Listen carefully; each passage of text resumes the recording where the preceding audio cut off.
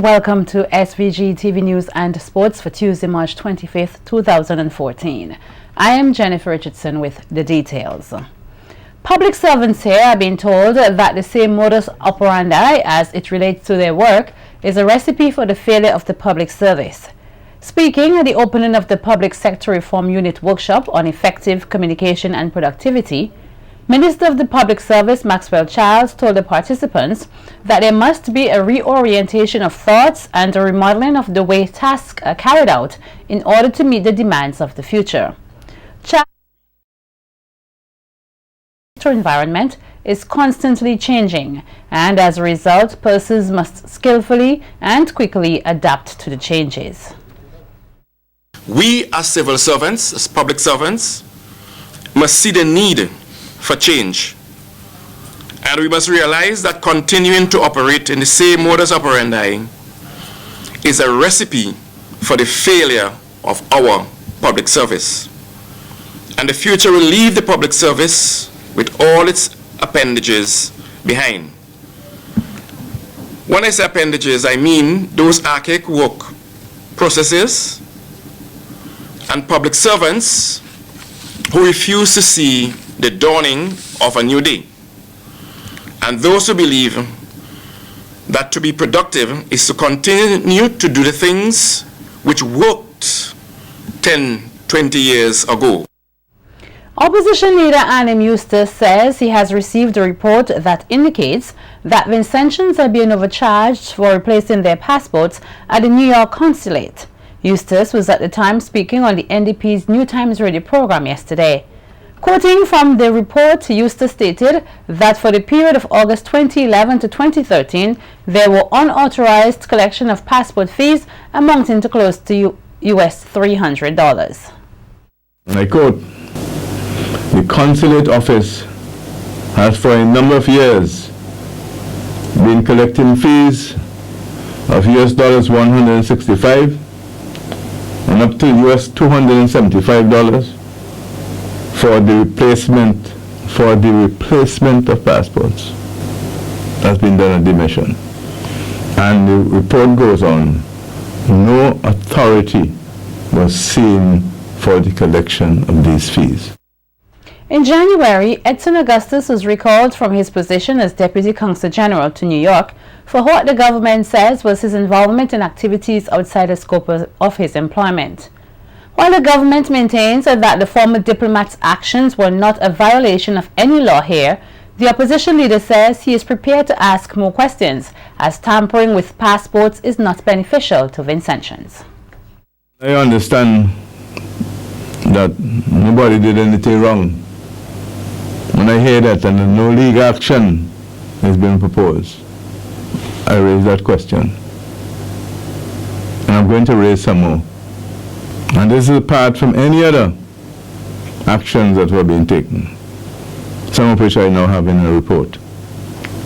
I have said that our tampering with issues relating to passports are not in the best interests of the people of this country.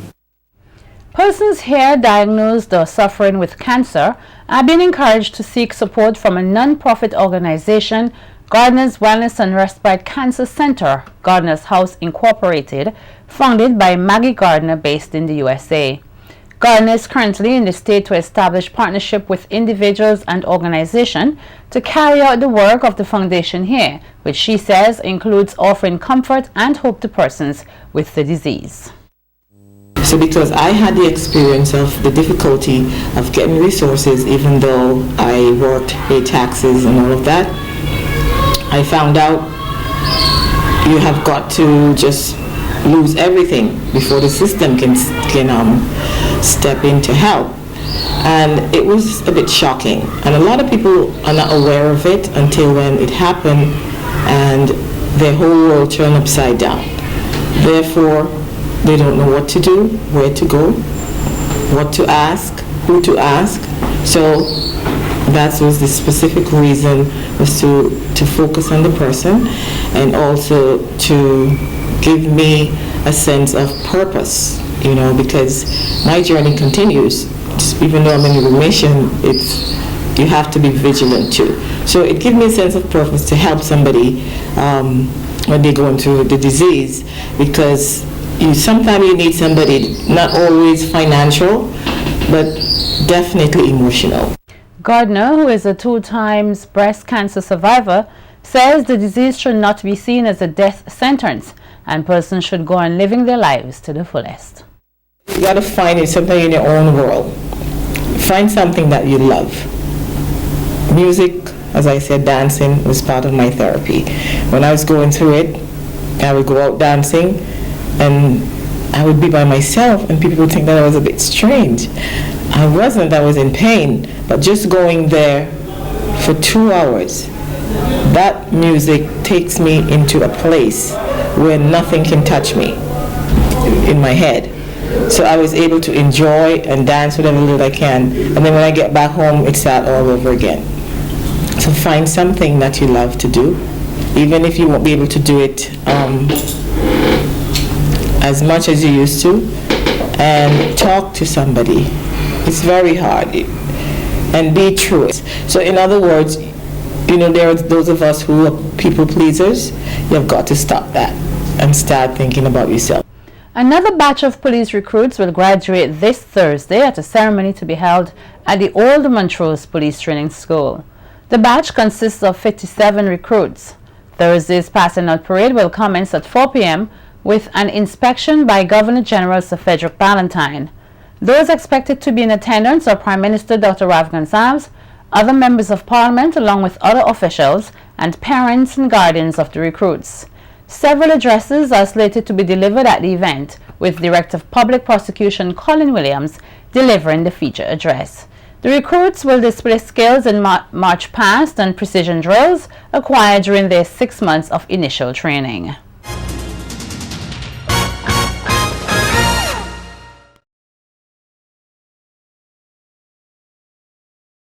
The first canoe to be built in St. Vincent and the Grenadines in over 400 years is currently under construction.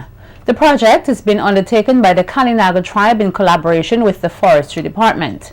This historical formation is receiving much attention from the public, including schools across the country, some of which have already taken students on a tour to the construction site at Kalinago tribe headquarters at New Montrose.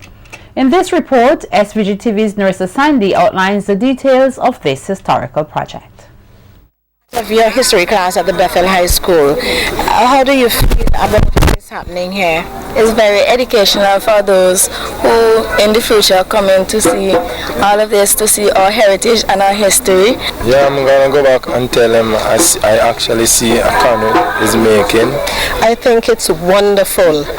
I would like every single school in St. Vincent and the Grenadines to bring their students to be a part of this. Those were the sentiments expressed by some fourth form students along with their teacher of the Bethel High School after they were given a tour at the Kalinago headquarters in New Montrose on the construction phase of this canoe, which is 25 feet long, 3 feet wide, 28 inches deep, with enough space to hold up to 20 persons. At this headquarters, the Kalinagos here in St. Vincent will be embarking on a project in collaboration with the Forestry Department, and this project entails the creation of a canoe. And today we're going to be learning more about various cultural aspects of the Kalinago. In providing an overview of the project, a partnership with the Kalinago Tribe Organization, Cornelius Richards of the Forestry Department says in years gone by the Kalinagos coexisted within the forest. Hence, for this reason, his department looked at the importance of this venture as part of efforts to restore the history of St. Vincent and the Grenadines. It is sustainable. Secondly, we have a policy within the department of co-management and inclusion, so that when the Carib people came to us asking for our support, not only to cut the tree, but to use the forest in the initial shaping of the canoe, we immediately said this is an opportunity for us to include our indigenous people. Augustine Sado Sutherland, the chief of the Kalinagos, gave a demonstration on how the boat is being carved, stating that the canoe under construction is a replica to what was used during times of war by their ancestors. It is a pirogue war canoe used in the war. On our tour of the Kalinago tribe headquarters, we also came across sulfur from the volcano used for the cleaning of skin. Arrows, baskets, sifters, Kalinago scalp, rosemary, and Vera oil. We even had an opportunity to indulge ourselves in one of the signature dishes. Now I'm going to be having cassava dipped in tumele sauce, and this tumele sauce is also made from cassava.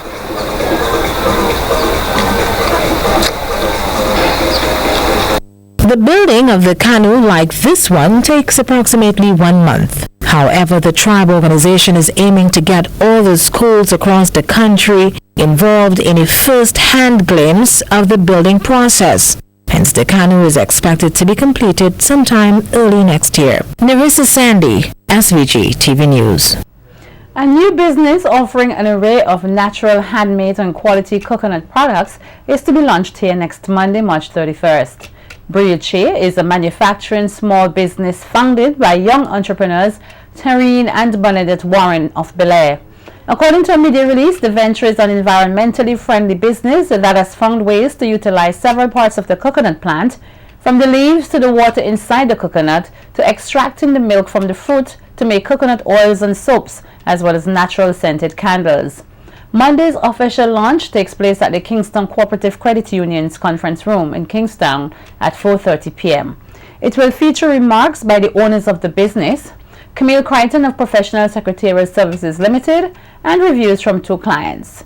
Business consultant and assistant executive director of the SVG Hotel and Tourism Association, Francilia Marksman Sterling, will deliver the keynote address. The recently concluded Project Men 2020 conference has been deemed a success by organizers. Coordinator of the project, Conroy Huggins, says the conference was a phenomenal one in the history of SVG. Great things happened in St. Vincent in the last few days. As Reverend Courtney Richards arrived on Wednesday morning, by 10 o'clock in that morning, we were hosting a press conference. And then by evening, he was ministering at the Christian Life Ministries Church, where he did the Bible study. And on Thursday morning, 7 a.m., the Project Men 2020 team was at Her Majesty's Prison in Kingston doing the devotions with the prisoners there. That was a phenomenal experience. 20 or plus men actually came to Christ during that morning session. And then on Thursday afternoon, you spoke about the men's conference, the Pastors and Leaders Conference. That was just great. Speaker at the conference, Pastor Nolan Nanton, thanked all the men who turned out to the conference. What we did, we shared with the pastors and the leaders some of the statistics as to the happenings of our males, the things that are existing among men, and why we need to make a very hard call to our men and go after them with all our hearts to get them to function back in their position. And Reverend Courtney dealt with the whole aspect of integrity, and he did a phenomenal job. He did a fantastic job. And I know that persons will have access to it on the internet, and you need to see it, what's on the internet. So we really want to thank the pastors and the leaders for coming out on Thursday, and we want to thank all of you for coming out on the Saturday to the men's conference and also to the pastors and leaders conference. It was phenomenal. For the first time ever, the Union Island Easterville will include a lionfish derby and a lionfish barbecue this year. The island is joining its neighbor Myro in the effort to control the voracious and venomous species in the waters around the southern Grenadines, especially the Tobago Keys Marine Park. In a media release, Ken Williams, manager of the Tobago Keys Marine Park, described the lionfish as eating machines and said if they are not controlled, they will destroy the island's fisheries. The derby will take place on Friday, April 11th, and the committee says it will be offering a $500 cash prize for the team that brings in the most lionfish, a $300 prize for the second place, and $200 for the third place team. Coordinator Lesroy Noel says teams must pre-register for the competition.